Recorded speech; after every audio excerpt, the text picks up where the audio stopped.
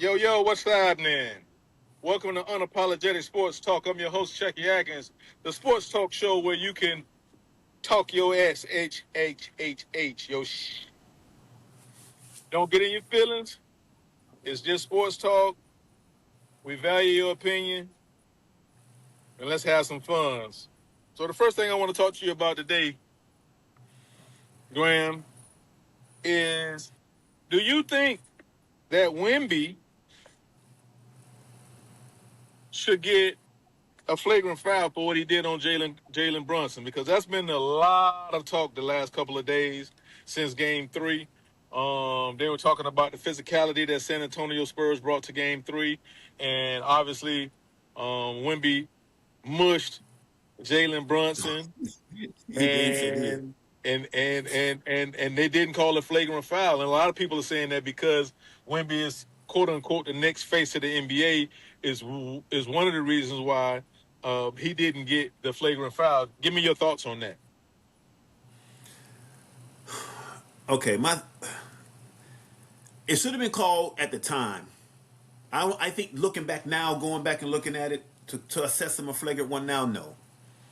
If you didn't call it then, to go back and look at it and say, yeah, we're going to upgrade it, I kind of feel like, the moment's passed, the time has passed, whatever benefit they might have been able to get out of that particular stop, that particular play, which is a free throw, ball back, maybe it could change momentum, to now say, hey, we're going to assess you a flagrant one. I think that's pass. I don't see how they missed it because it was right there, the 3-point line, pick and roll. He was within the play. I don't see how they missed it. Uh-huh. But to then go back and say, hey, we're going to assess you a flagrant. Nah, I think the kind of like it's that moment's passed. The only messed up part would have been had they given because to his reaction, giving Brunson something for his reaction to it. But they didn't. They let it smoothed itself out. So I think she just let it be. They missed that one, and they just come in the game too. Now, having said that, that's New York. I wouldn't be surprised if they put in some dude at the end of the bench that don't play for about a good 5 minutes and say, hey. So within basketball, but when so and so comes across that middle or comes in that post, don't be surprised if somebody gets hit or fouled a certain way hard, because I don't think they're gonna let that go on their best player. All right. So I can see that happening tonight.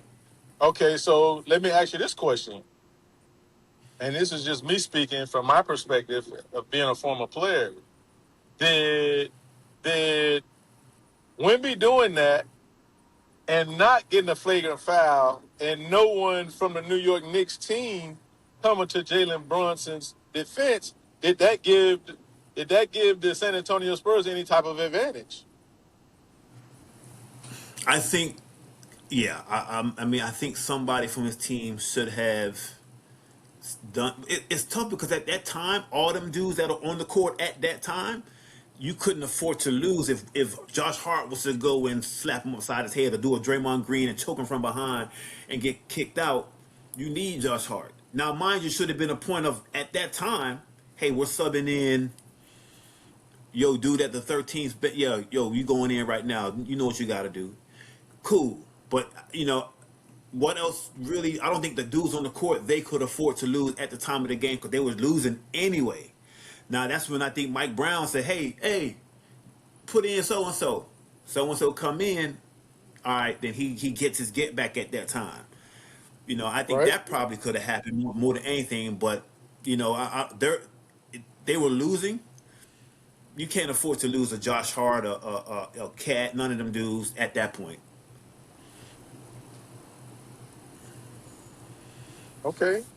So what do you tell me what are you expecting from tonight's game? Because like I think that, and here's how funny things have changed. Right? So like in games 1 and 2, the New York Knicks stood their ground and they fought all the way to the end. Right?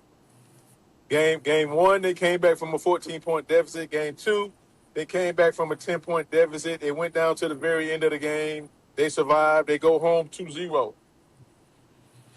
It seemed like to me, based on their reaction after Game 3, I guess they expected the San Antonio Spurs to come there in Game 3 and kind of lay down, and they got totally they got surprised based on their reactions, their conversation, what I'm hearing them say in the post game press conference, and now it's like, oh, that's not gonna happen again. The next time, this, we'll be ready tonight, and I think the San Antonio Spurs can use that to their advantage because now it's almost like the New York Knicks, they're not really thinking about basketball. They're thinking about retaliating based off of what happened in Game 3. Am I kind of off base? Well, I will say this. I think that with all that was going on in the Knicks the lead up to this game, the hype about they can possibly sweep them, they're up two. The president's going to be there. I think, and then of course, these players they get these interviews prior to games with the. I think all of that fanfare, they kind of was sitting on a horse like, yeah, we up 2-0, we at home, and then, Spurs came out and BTA built the ass. They just said, nah, bro, we not having that. I think that happening to them saying, okay, hold on, they didn't fall like we thought they was gonna fall. I think the Knicks are going to sit back and say, oh, okay, we cannot afford to go back to San Antonio 2-2. Because now you lose home court advantage. You've given them, they've gained momentum because they've won two and they're going home. So now they're feeling that we're going to win at home. So this is kind of to me, this game is a pivotal point for the Knicks. They lose this game, I don't want to go on that limb, and I want the Knicks to win. They might lose the series because even though they've shown they can win in San Antonio, I just think now San Antonio would have gained so much momentum. One game 3, one game 4, maybe win game 5. Now they come back to New York for game 6. That's just a lot of losing in a row for the Knicks to mentally be able to get past that. So they need to win this game. But I think it was just all that fanfare, just all that was going on. This is the first time back in New York, their first playoff game since '99 in the finals. So much pressure was on them, and right. I think they didn't live up to it. I think certain guys, the moment got bigger than the game for certain guys. Well, from my perspective, for being in the playoffs, a lot of times it's a lot easier to play on the road than it is at home, right? You got a lot of distractions at home. You got people want your time for media. People want your time to hang around. Friends and family calling for tickets. It's the first time the Knicks been in the finals since 1999. All of that comes into play, right? Yep.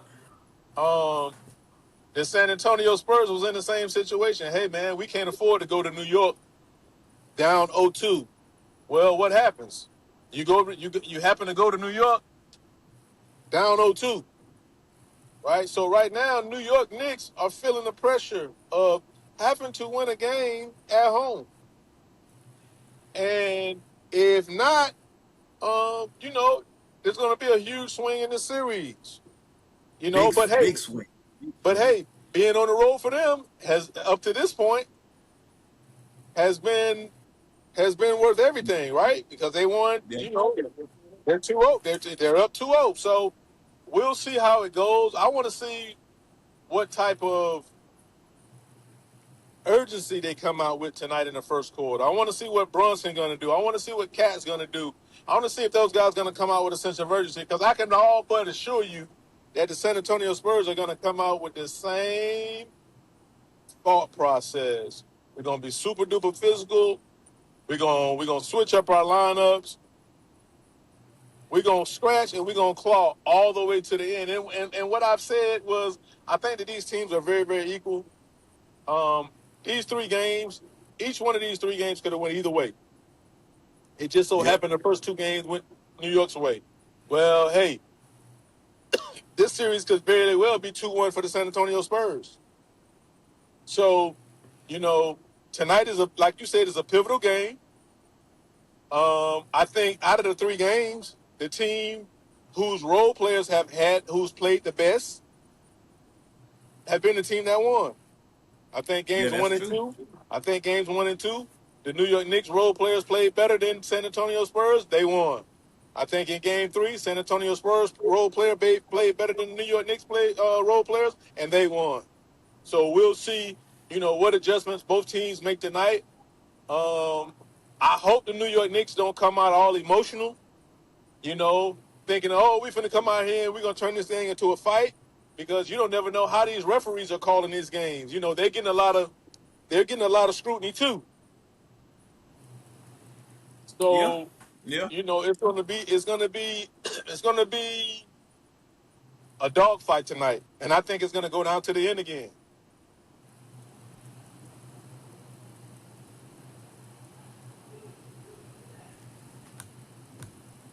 You know, Well, guys that have to play better. Cat played Terry. He didn't come to play. Mikal Bridges had 29 minutes, 2 points, took 4 shots. You had guys come off the bench that took more shots than this guy. Like you got to be assertive, man. You got to be assertive. Even if you miss, you got to let the offense know that you're going to at least. Like Josh Hart was. Josh Hart came out like, "Oh, you gonna leave me open? Fine, I'm gonna yeah. make these shots." And he played well. And but what you said it is, you said it. The role players are who dictated the way this game. Both teams went. But you would think at home your role players would be like, I'm gonna be more assertive because we're at home. To be at home and play the way some of them guys play is disheartening. I'm not expecting Hart to do what he did, but Mikal Bridges, I mean, that's a plus. What you get from Hart is a plus on the offensive end. But All right. Bridges, man, you can't be out there for 29 minutes and you go 1 for 4. You just can't do that, bro. You can't. Well, I And mean, then Cat turned into Wemby. All he want to do is stay in the perimeter. Cause what did I always say about Wemby? I don't care who in there. Go in the paint. What he do? His first possessions, turn around dunk on OG. Second, quick lob dunk. Like he stamped it early. But I'm in here. I'm in the paint. Y'all gonna have to deal with me. Go in the paint. He just told him, throw it up. I'm gonna go get it, and I'm gonna do work. And that's what he did. Cat turned around and turned to him. He didn't want to go in the paint on nobody. They were literally guarding him after half court with Vassell was guarding him. They did not one time.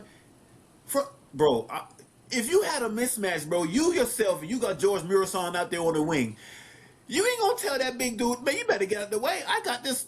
Why? I don't know why Cat ain't. Hey, man, I got a mouth in the hole. Give me the effing ball, bro. I understand you well, do. Cause I'm thinking Brunson's been struggling. They've been in the day. He's struggling. His assists are down. His field goal percentage has been down. They in him. So, bro, we need to go another route or try another one. Especially when they take old boy out. Cat should get the ball every time. yeah, but a lot of times they don't bring old boy out until Cat's out of the game. But yes, but you if you've been watching, they'll take him out, yes, but then what they'll do is bring Cat in, but they'll take Cat out before they take out Wemby. So when they bring in Cornette, they'll now bring back in Cat to go up against Cornette. And that's when you notice a lot of times they're starting to go to the rack a little bit more. But you have to, as soon as he get on Cornette, he will score. My thing is keep doing that. I don't know why they go away from it. I think sometimes Brunson feel like he has to do too much. Man, throw that bad boy down there and take advantage of Wemby being out this game. Well, for me, yes, the Game 3 was the first time I seen the New York Knicks go backwards. And what I mean by backwards was when they were on their 13-game winning streak, it didn't matter who was going. Once they figured out who was going, that's who got the ball, right? Game 3, for whatever reason, Josh Hart got going. Remember, Josh Hart ain't have 3 points the whole first 2 games in the I series, know. right? So when he came out and hit and had 10 points in the second quarter, I was like, oh boy, he's going. And for whatever reason, he never got the ball again. I don't remember him taking a shot in the second half. I think You understand? Bronson got too ball happy, handling the ball too much. There was one possession, he dribbled the ball, got the ball at half court. Nobody touched it, took a bad shot, missed it. It's like, they're Right. still going to press you all 94 feet. So they're going to press you. Throw it to somebody else. You Right. just get it when you get half court. You So, going back and forth, back and forth. You're wasting time. so remember what I said to you about the first 2 games. I said for whatever reason, the New York Knicks have imposed their will on the San Antonio Spurs and have gotten San Antonio Spurs to play a different style of game that they've been playing the whole playoffs, right? Yep. Game 3, I watched the San Antonio Spurs reverse it and impose their will on the New York Knicks, and they reverted to playing a style of basketball that they were playing early on in the year, where they're depending solely on Bronson to score, shoot 25 to 28 times a game, and it didn't work. Hence, we're here in a dogfight right now, and this game tonight can go either way again. Like, I don't see this being a blowout for the New York Knicks. I see that this game could possibly go down to the end of the game again, like Game 2 and Game 3 did, and a call here, a call there, a shot here or a shot there could change this thing and change the whole momentum of the series. 100%. You know, hundred so percent. so you know, But I let's think, let's I think, but I think, to your comment earlier about the emotional part, I think you're right. I hope they don't come in too emotional. However, with that Wemby play, they got to get their get back. Because what you think they're going to be doing? I mean, they soft. Oh, but look, but here's the thing though. I mean, what the get back? Because from my perspective, when I'm watching the game, they fouling and hacking Wemby, and the Spurs are doing the same thing to them. Like that last play of Game 3, them that Carl Anthony Towns and Wemby wrestled from the from the free throw line all the way out there by half court. They wrestling. You got two hands on. You got two hands. You got him. You got him in a body. You got him in a bear hug, and there was no call. No one called anything. So, hey, if they're Well, gonna allow us, if you're going to let that happen, let it happen both ways. that's my point. So, the referee will determine what type of game we have tonight. Then, basically, you know. Well, So, on I to think the with thing. all the commotion that you're hearing on social media about how they did ref and how they let that go and they keep replaying that same play over and over and over, I think it's going Right. to be a tight whistle. Okay. So, if it's a tight whistle, who does the game favor? I mean, it's tough because they both. I mean, if it's a tight whistle, I would say slightly the edge to the Knicks only because Vassell and them guys play full court defense all game, so that means they're on you. I think their aggression is going to be Okay. like, okay, we're gonna. I Well, think, in that if they allow it, if they call it, it's going to be that. and the only reason why I asked that question because I think that every team in the league right now has adopted the you got to play physical with Wemby in order to be able to be competitive with him. Right, you have to. And and and, and if they're gonna call it tight, Carl Anthony Towns is already he foul prone anyways. He do a lot of stuff defensively with playing with two hands, with with a lot of shoving down low. So, like, if they're gonna call it tight, I would beg to differ. I would think that it would be advantage for the San Antonio Spurs because the New York Knicks play the same type of defense now. Josh Harden and Mikal Bridges, them guys get up in you and they play 94 feet. Yeah, they do. They do. 94 feet, and I think that's why I think it would benefit it will hurt more the Spurs than it would the Knicks because they play so aggressive that they would have to hold off a bit, which allow Brunson to bring it up at a slower pace, have some energy. Because right now it's like he's getting it over. He's fighting to get that bad boy over. I mean, they're turning him, and if they're not, they're in his bright pocket till he Right. gives it up, and then they've wasted 8, 9, 10 seconds.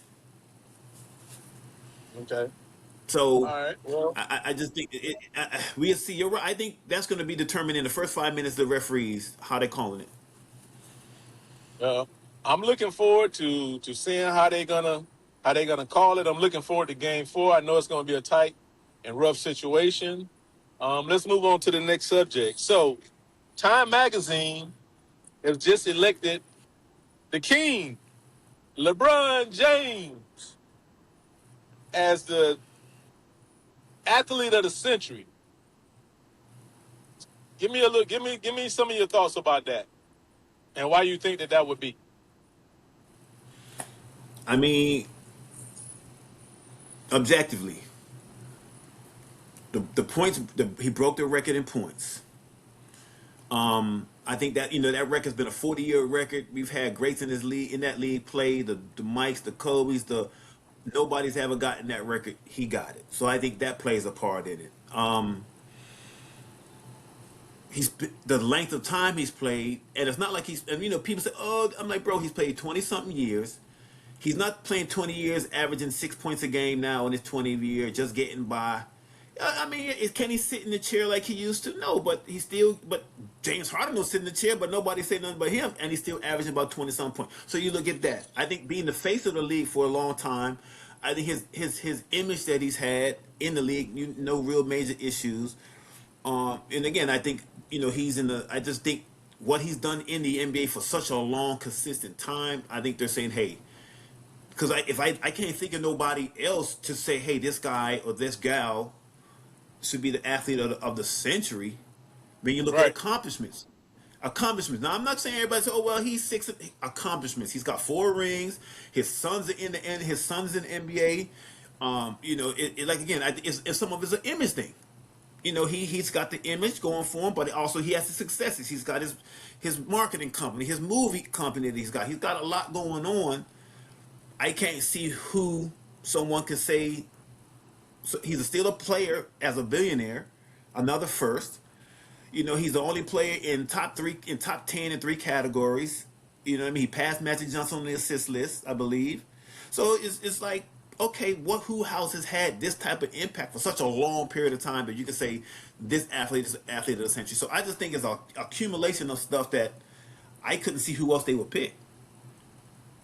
I would agree. Like, first off, shout out to LeBron James. All hail the king. You know, I know we hear a lot we go back and forth about the GOAT debate between him and Michael Jordan or whatever, whatnot. That I don't speak on. But if you're going to look at the total picture, you know, of his career, you got a LeBron James. No one has ever come in with the scrutiny that this kid has came into the game with. No one is expected. No one has been expected to do what he's done. Most of the guys that have been given the throne and given the keys to the car have fell short.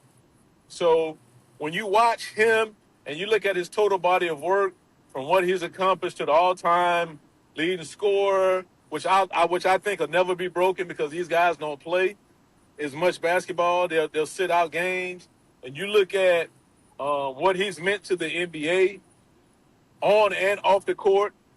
When you look at all of the budding stars that are coming into the game right now, who they grew up watching, I think that there's no one deserving.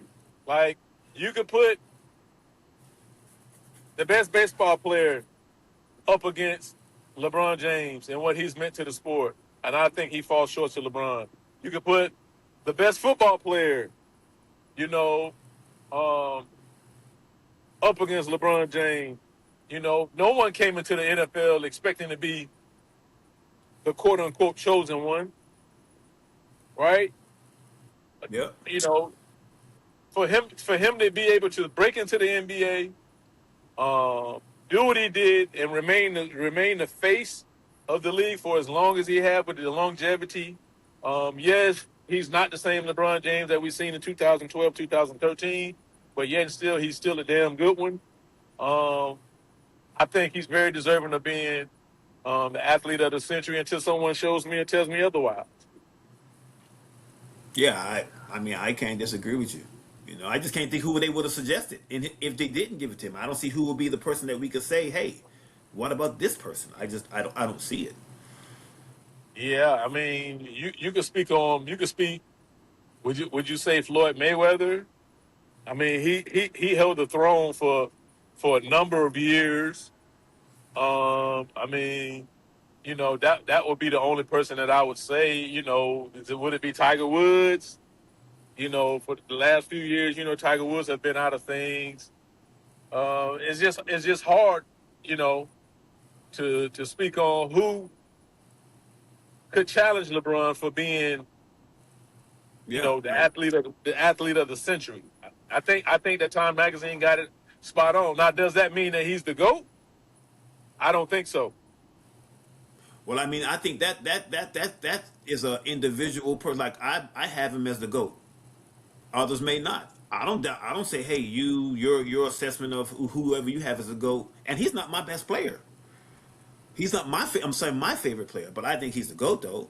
But if someone says Mike, I'm not gonna say, oh, you crazy. That's your opinion, and I think people can have them. Yeah, But I agree with that. I would agree with that 110%.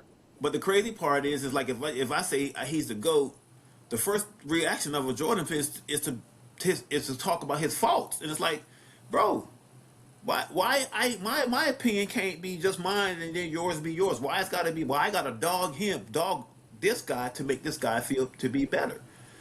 And so it always goes, and then of course it just goes back and forth, and then you're arguing and you're pulling out your stats. You can find stuff for every person's category as to why one is better than the other. Why he either is the GOAT or why he's not. Right. I don't care what it is, you're gonna find something on both of them to say because of this reason he can't be, because of this reason he is, and back and forth. So, I have the conversation with people, and when I do have it, I'm not trying to change your mind. I'm just trying to show you this is why I think he is. Right. I know nobody's gonna take in this debate. Ain't nobody switching side. Whatever side Yeah. your feet is, it's cemented. It ain't Yeah. never gonna change. Well, it's a matter of opinion, actually, Yeah, because it is. we've never seen Michael nor LeBron uh, play against one another, and we never will. You know what I'm saying? So, you're looking at again the body of work, and what's crazy to me, what I laugh about is that those guys don't even play the same type of basketball game. Totally different position, totally different game. Totally different builds, makeup.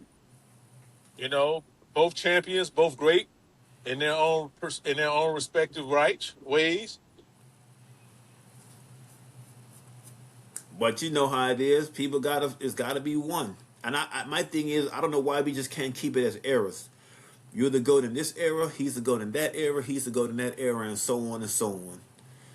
I don't know why we feel like it has to be one person as the GOAT. Yeah, you got me on. So we just, I don't get it. Um, and I didn't like when they dropped that, when they dropped the Jordan documentary, and they, spoke on who is the best collegiate player of all time, and they gave that to Michael Jordan. And I was like, Yeah, I think that's that's political. ridiculous. I think that's It's political, not even close.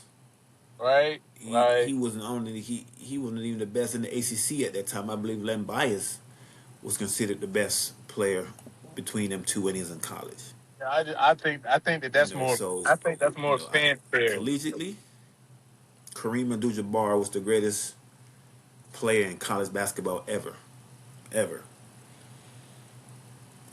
And to be honest, I mean, if you really want to look at accolades, if you really want to put into perspective, Kareem could be considered the GOAT. To be honest, his name should be up there in consideration of Well, being the GOAT. I'll bring up a But different name. such is life. He's not one that people look at, and so he doesn't get mentioned. To hold that record as foreign scoring for as long as he held it. Yeah, I think he could be considered, but he's not. So really, they look at Mike and LeBron, and people gonna pick their sides. And like I said, I have LeBron as the GOAT, but he's not my favorite player of all time. So, it is what it is. Hopefully, people gonna make their decision and they're gonna ride with it, and that's what it is. So, it is what it is. But that's my guy. So the next thing I want to discuss regarding the playoffs is the fans of the New York Knicks. Um, what they how they reacting to that loss up there is unacceptable. I was just speaking on the New York Knicks fans. So I was just about to get into that of their reaction of that loss, and I just said it's classless. I don't think as much as you are a fan, reacting that way is just classless.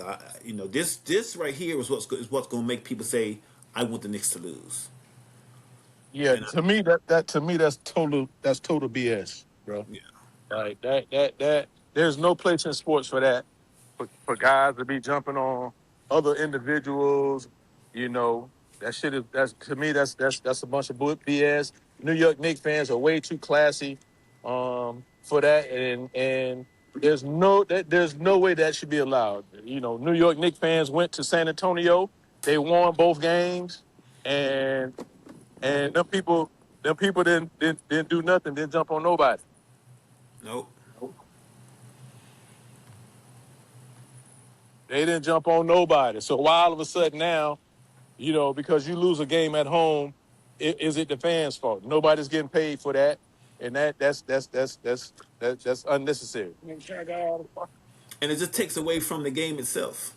It just takes away from the game. Now we're talking about the fans and not the game. And I think that it's a bad look for New York. I understand New York, is a gritty city. They're passionate about their sports, but I think every state is passionate about their sports. But you gotta, if you win with humility, you lose with humility. You know what I mean? But to be fighting and actually jumping people, I, Yeah, that's that's not it's cool. a bit too far. Because like we spoke before we got on. What if I'm just in New York from Texas and I'm from San Antonio? I have just a San Antonio shirt on. I'm not even into basketball, and I get violated because of that. It's just not good. And now what you've done is now you've opened it up to where if they win this game, Spurs, then you go back to San Antonio. A lot of the people that go to New York from New York that go to San Antonio are celebrities. Now, what if these people what if the fans down there start jumping on New Yorkers? Yeah, I You mean, know, it's just not a good look. it's a classless act, brother. Like, man, listen, this is America, and I get it. Yeah, everybody want to be tough and all of that old good stuff, but if you're a San Antonio Spurs fan, you should be able to go to a game in New York. No differently than if you're a New York Knicks fan, you should be able to go to a game in San Antonio and not have to fear for your life or fear uh, someone jumping on you because you like your team. And like I said earlier, hey man, listen man, it's people out there that just like to wear basketball jerseys. They may not even be a damn San Antonio Spurs Yeah, fan. yeah. You understand? Hey man, they may like a player on the team, and they walking around with a jersey. They don't like the San Antonio Spurs. What you gonna do? You gonna jump on them people and and and beat them into a coma or beat them lifeless because he got on a jersey? Like, come on man, think about that. That's inhumane within itself. That's crazy. Or you're taking your child to the game and you get jumped on and your child's there. Yeah, That it's just not good. So I hope tonight, win or lose, they just show the class that they have and just be like, hey, please we have want some class. Please have got to. class. We understand. Hey, look, we get it.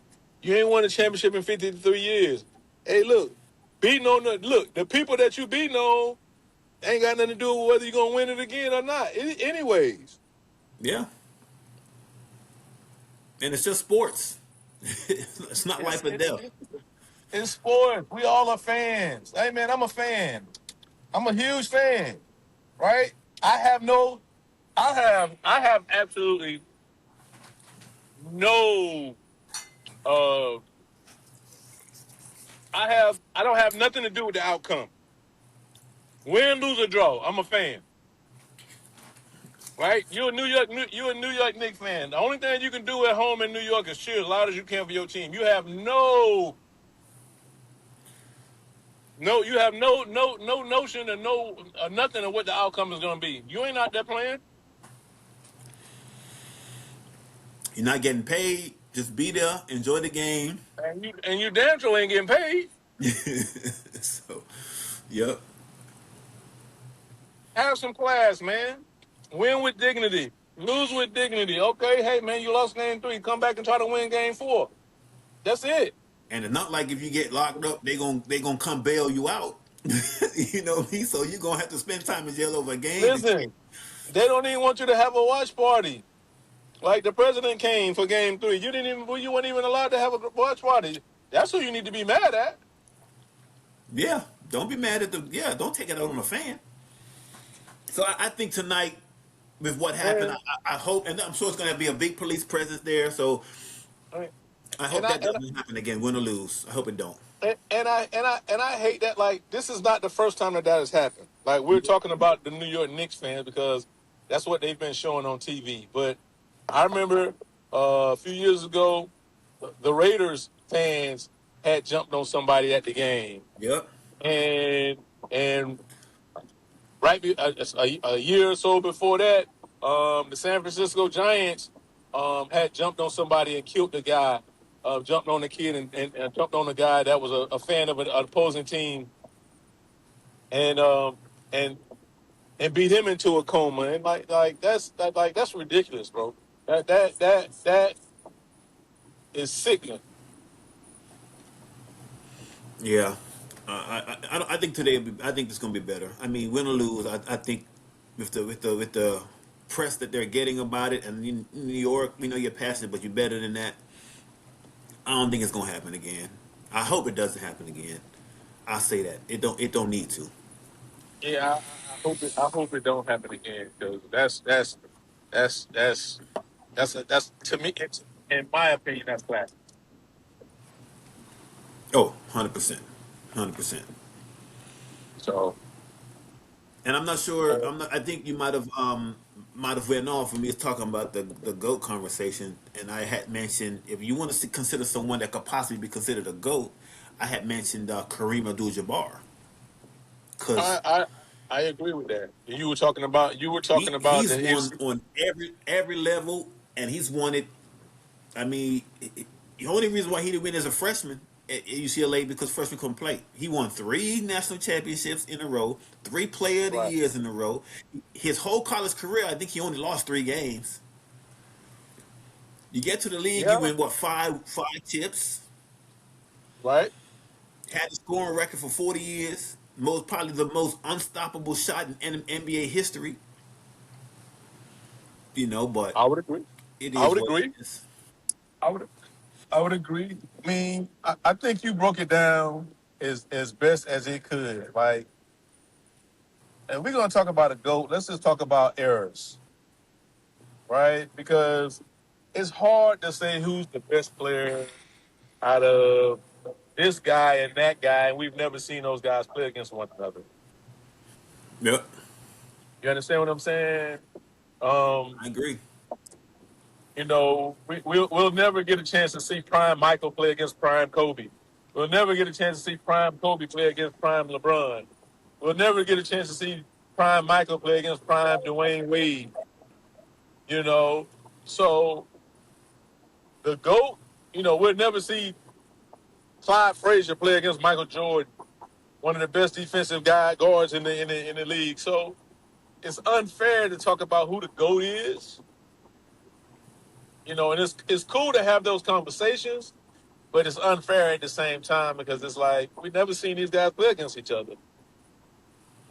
Well, yes, to them guys, I agree, but I have to disagree on your Kobe take because they played against each other in their pride. Kobe came in '96, LeBron came in 2003, but they played. They hit a Okay, prime of so each other, okay, and they okay, played well, against each other. okay, well. put it like this: how many championships? How many championships when they played against each other? It'll be an interesting stat to see when they played against each other what each other's stats was. It would also be Oh, interesting to oh, see. Uh, go ahead. My fault. Go ahead. and it'll also be interesting to see, whose team won the majority of the games, Well, I just happened to have that conversation a lot, so I can tell you. right? And They played. and They played. Go ahead. Go ahead. and think about this: Kobe had two different sessions. Kobe had when he was number 8. Kobe had when he was number 24. Mm-hmm. All right, which one was prime? Because a lot of people will say number 8 was better than number 24. 8 was more physical, raw. I think 24 was more cerebral. I just know my spots. I know where I can beat you. I got the game in my hand, and I know how I'm gonna do it. I think 8 was just like, you gonna get this work. It ain't nothing you can do to stop me. I don't give a damn what you think. I don't care what scheme you put. I'm gonna kill you. I think more when he got the 24th, kind of like he thought the game. Then it was more of a thought process of like, I know my spots. I've already perfected all of that, and I know my spot. That's how I look at the two. It's kind of the 24th the maturation. Okay, this is the 8 was just the rawness of you just gonna get it. And I think 24 was the maturation. You just he just saw the game at a different speed, at a different level when he turned to Right? 24. And just like Michael. Michael had his first three-peat, and then he retired, and then he had his second three-peat. Mm-hmm. So which Michael was better? The one that won the first three, or the one that won the second three? I would say probably the one that won the first 3. Again, I think that was more he was just the second 3. I think same way. He was more cerebral. He was because he's older. I think now Right. he thought the game a different way. So it really just depends on which one you like. Right. You like him go out there and just I'm stick it in, I'm gonna turn it. That's his first 3. I'm going in at you, boy. You gonna get this work same way like how Kobe was. You gonna get this work and I'm gonna kill you.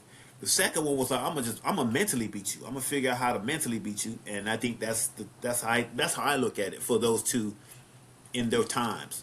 But to your thing about the Kobe LeBron thing is like they played 22 times. Okay. LeBron's got beat him 16-6. In all them times, he's averaged more points, more rebounds, more assists than him. The 3 wins he got against him was when he had Shaq, right? So I think 3 or 4 of his wins was when Shaq was at him, and he was in Cleveland. So and my thing is, and I love Kobe. People probably be mad where I have Kobe in my GOAT, my great spot, but they can get mad they won't. But I have him number 2 all time, personally. But that's just me. Right. But I think if they played 22 times and I beat you 16, there's no way you can sit here and say said player is better than me. If I beat you, I've averaged more points than you when we played. That's a ridiculous thought process. Yeah, absolutely. I'm not. But again, I'm not taking away from Kobe's greatness because I think Right. Kobe was hell. Right. I, That's your opinion, and you're entitled to as far as the it. position, but yeah, that's my opinion as far as his position, how I feel. But I just think that what's factual is we played 22 times and it's not close. I beat you 16 of the 22 times. Right. That's it is what it is. My stats are better than yours. My team success is better than yours. But again, I don't want to make it seem like I'm shitting on Kobe because it's not. Because again, like I said, he's my number 2. Right. You know what I mean? So Right. Hey man, that's your opinion, and You're entitled to it. yeah, So. because my favorite player is Penny Hardaway. Right. That's my favorite player. I can believe that all too well. You got to remember, I grew up in Orlando, so I was in the prime Penny Hardaway era. I used to Heck go yeah, to Penny boy. Hardaway house, and we would work out here and there. So I totally understand what you mean and what you're talking about when you speak about Penny Hardaway, That's my guy right there, boy. and no differently than a lot of people grew up watching LeBron James and wanting to be LeBron, or watching Kobe and wanting to be Kobe. Those guys looked up and to Penny because there was a point in time to where Penny Hardaway was the heir apparent to Michael Jordan in the league at one point in time. Yeah, that 1 year he was supposed to be that next one into two injuries, but he was a bad boy. Absolutely. So like that's why we are fans, to Yep. voice our Yep. opinions, but also to appreciate the talent that those guys exude and show us because, you know, those guys and their talents are what make us fans and what make the game of basketball fun to watch. Yes, sir. I fact you on that one. So on that note, man, I'm gonna conclude this thing. Um, we gotta talk again. Game 4 coming up tonight. Give me your prediction. Man, it, I'm gonna go Knicks.